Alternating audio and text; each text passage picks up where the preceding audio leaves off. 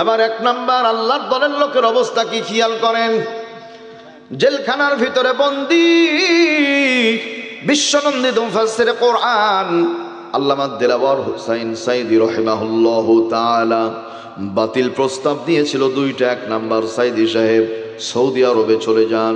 দুই নাম্বার, ওই পক্ষ ছেড়ে আমাদের লাইনে চলে আসেন, মন্ত্রিত্ব দিয়ে দিব। আল্লাহর গোলাম বলেছিলেন, আল্লাহ মোদের প্রভু, রসুল মোদের নেতা, আল্লাহ ছাড়া কোনো বাতিলের কাছে নুয়াই না কো মাথা। সাইদি সাহেবকে জেল থেকে বের করা হলো হার্ট অ্যাটাকের নাম দিয়ে, হাসপাতালে ভর্তি করা হলো। যখন যায় পুলিশ সদস্য ভাইদের গায়ে হাত দিয়েছে, সালাম দিয়ে বলে, বাবা তোমরা কেমন আছো, বুঝি তোমাদের কষ্ট হচ্ছে। এক পুলিশ চোখের পানি ছেড়ে দিয়ে ডুকরে ডুকরে কাঁদে। সাইদি সাহেব বলে, বাজান কষ্ট দিলাম? বলে না, আমি কাঁদি অন্য কারণে। আমার এই জীবনের বিনিময় যদি আমি আপনাকে বাঁচিয়ে রাখতে পারতাম, নিজেকে বড় ধন্য মনে করতাম। কারণ আপনি বেঁচে থাকলে জাতি কোরআন হাদিসের বহুদিন আলো পেত। জানি না আজকে আপনার জীবনের শেষ দিন কিনা। হাসপাতালে ভর্তি করা হলো স্বৈর শাসকের দোসর ডক্টর মুস্তফা জামান বিষের ইঞ্জেকশন পুশ করে ক্লিনিক্যাল ডেট বানিয়ে দিল। ইন্তেকালের পরে জানাজা পড়তে দেয়া হবে না। আল্লাহ পাকের কুদরত আর মেহেরবানি শুধু বাংলাদেশে নয়, গোটা পৃথিবীতে কোটি কোটি মানুষ জানাজা পড়েছে। আমি নিজেও জানাজা অংশগ্রহণ করেছি। আল্লাহ রব্বুল আলামিন বলেন, ফামা বাকাত আলাইহিমুস সামাউ ওয়াল আরদু ওয়া মা কানু মুনযারিন। দুনিয়া থেকে কিছু মানুষ চলে যায় যাদের জন্য আসমান জমিন কেউ কাঁদে না, আর কিছু মানুষ চলে যায় আসমান জমিন বিরহে কাঁদে। সাইদি সাহেব চলে গেছেন, জমিন কেঁদেছে। এর বাস্তব প্রমাণ হলো আল্লামা সাইদি হুজুরের মৃত্যুদিন বাংলাদেশে ভূমিকম্প হয়েছে। সম্মানিত ভাইয়েরা আমার দরদিনা, বাংলাদেশে এমন মানুষ মারা গেছে, আয় বড় ভাই, মানুষ মারা গেলে আমরা পড়ি ইন্না লিল্লাহ। কয়েকদিন আগে মারা গেছে, আমরা পড়েছি আলহামদুলিল্লাহ। হ্যাঁ, চট্টগ্রামের সাতকানিয়া লোহাগড়ার এক এমপি ছিল, এলাকায় মাহফিল হতে দিত না, শুধু বন্ধ করে দিত, শুধু বন্ধ করে দিত। এই যে নজিবুল বশর মাঝ ভান্ডারী লোকটা, শুধু মাহফিল বন্ধ করে দিত। আমরা না, সাধারণ মানুষ বহুজন ওর মৃত্যুর খবর শুনে পড়েছে আলহামদুলিল্লাহ। এমনও বহু মানুষ এইখানে বসে আছেন, আপনারা আপনাদের মনের মধ্যে এমন রাগ আছে, এলাকার আতি নেতা পাতি নেতা হাইব্রিড নেতা যদি মারা যায়, অনেকের মনে রাগ আছে, জীবিত থাকতে মারতে পারিনি, মরার পরে কবরে দুইটা ঝাঁটার বাড়ি মেরে আসবো। কি এমন দু চারজনের রাগ মনে আছে না ভাই? আমারও আছে তো, শুধু আপনাদের আমারও আছে। শোনেন, ঢাকাতে আমি মাস্টার্সে পড়ি, ইসলামিক স্টাডিজে। ওই সময় আমার ক্লাসমেট যারা, ইফ ইউ ডোন্ট মাইন্ড, মানে আজকে আমি শারীরিকভাবে একটু অসুস্থ, এটা আল্লাহর একটা ইচ্ছা, মানে একটু ঠান্ডা লেগে গেছে, তো আমার কষ্ট হলো, আপনাদের যেন কষ্ট না হয়। আমার ছাত্র ভাইরা বলছে, হুজুর চলেন একটু বনানী গরুস্থানটা ঘুরে আসি। আমি বললাম যে এত জায়গা থাকতে বনানী গরুস্থান দেখতে যাব? বলছে ওইখানে সবচাইতে বড় বড় হর্তাকর্তা যারা, তারা ওইখানে ঘুমিয়ে আছে। এরা তো বেঁচে থাকতে বহু চিল্লা চিল্লি হই হুল্লোড় করেছে, এখন চিল্লা চিল্লি করে কিনা একটু দেখে আসি চলেন। এবার যাওয়ার পরে দেখি ভাই, ওই যে আইভি রহমান মারা গেছে, রাষ্ট্রপতি সাবেক জিল্লুর রহমান সাহেব, উনি যেন যে কবর জিয়ারত করতে পারে, এই জন্য ওই কবরের পাশে একটা নারিকেল গাছ আছে, এক ছোট্ট ব্রেঞ্চের মতো করা আছে। ওর আশপাশে যে কবরগুলো, প্রতিটা কবরে কম বেশি দুবলা ঘাস লাগানো আছে। মালি যারা, কুলি যারা, শ্রমিক যারা, তারা ওই নিচ থেকে পানি তুলছে, আর ওই যে ঝর্ণার মতো পানি পড়ে, ওই একটা কন্টেনার দিয়ে কবরে পানি দিচ্ছে। তো পানি দেওয়ার সিস্টেম হলো, কবরে পা দিয়ে খুঁজছে আর পানি দিচ্ছে, লাফটি দিচ্ছে আর পানি দিচ্ছে। তা আমি আস্তে করে সালাম দিয়ে বললাম, বড় ভাই, মানুষগুলো মারা গেছে আর আপনি কবর খুঁজছেন আর পানি দিচ্ছেন। তো আমি অত খারাপ ভাষা বলতে পারছি না, যেহেতু ভদ্র জায়গা। বলছে, হুজুর এরা যা করে গেছে, এদেরকে তো শুধু পা দিয়ে খুঁজছি, পারলে ঝাঁটা দিয়ে পিটাতেন। এটাই বাস্তবতা, এটাই সত্য কথা। সম্মানিত ভাইয়েরা আমার দরদিনা, আল্লাহ রাব্বুল আলামিনের বান্দা বহুজন চলে যায়, আসমান জমিন বিরহে কাঁদে। এই জন্য শয়তানের দলের লোক হব না, বলেন তো কার দলের লোক হব? আল্লাহর দলের যদি লোক হতে পারি, পরিত্রাণ জান্নাত যিনি দিবেন তিনি কে?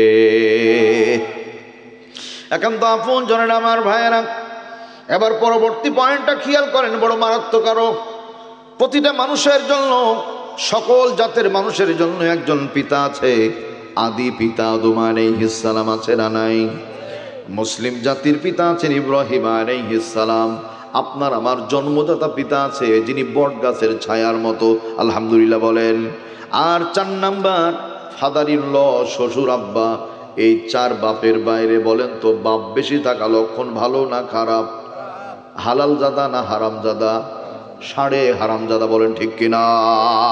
এজন্য যাকে তাকে বাপ বলেন না। বড় ভাই ঠিক আছে না কথা?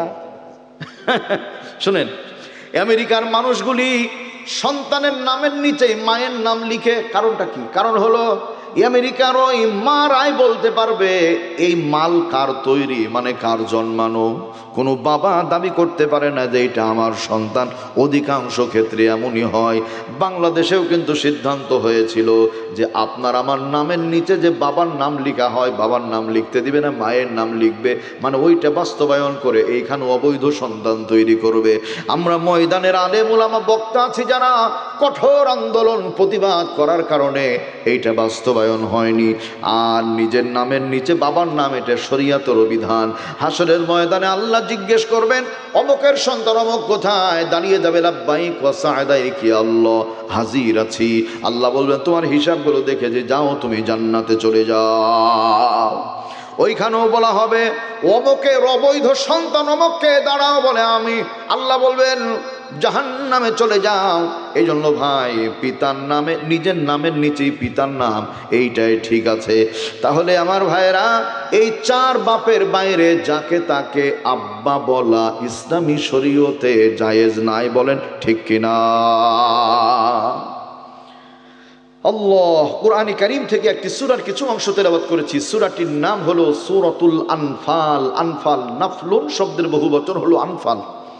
এখানে এই আমাদের মোহনগঞ্জ আর হাটুরিয়া ধরে নিচ্ছি আর কি, 2 এলাকা ইসলামের পক্ষ বিপক্ষ নিয়ে গন্ডগোল হলো, মারামারি হলো।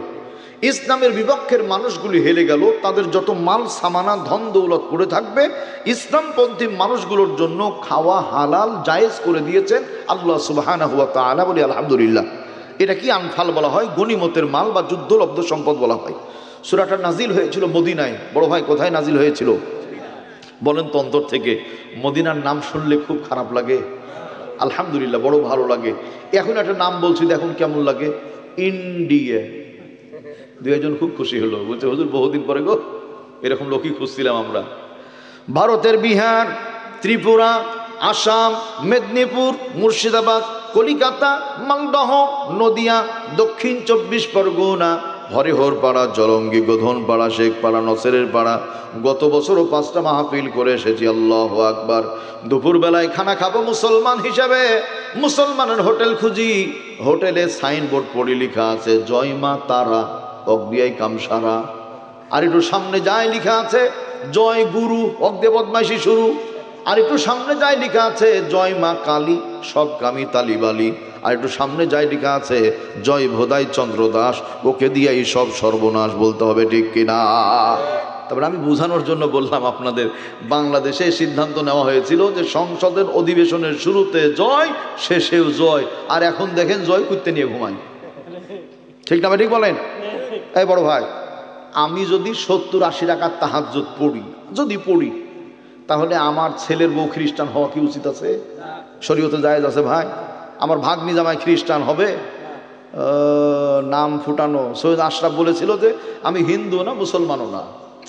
আমি চিন্তা করলাম যে এই কথা বলার কারণ কি, পরে খবর নিয়ে দেখি ওনার বউ হলো খ্রিস্টান, হিন্দু। আস্তাগফিরুল্লাহ আল-আযীম। মানে এই দু আসলা পিলিয়ার ওদের মধ্যেই আছে। আস্তাগফিরুল্লাহ।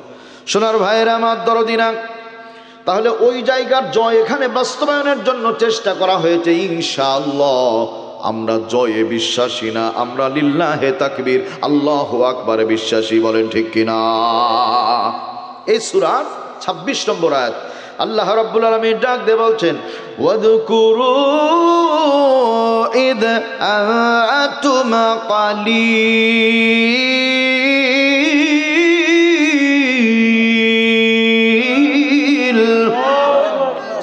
বলেন তো জিকির হবে কার? কোন খাজা বাবা, দয়াল বাবা, কেবলা কাবা, লাঠাল বাবা, গাছাল বাবা, রশি বাবা, দড়ি বাবা, আ বাবা, এ বাবা, কোনো বাবার জিকির হবে না। একসাথে বলতে হবে জিকির হবে কার? মনে প্রশ্ন,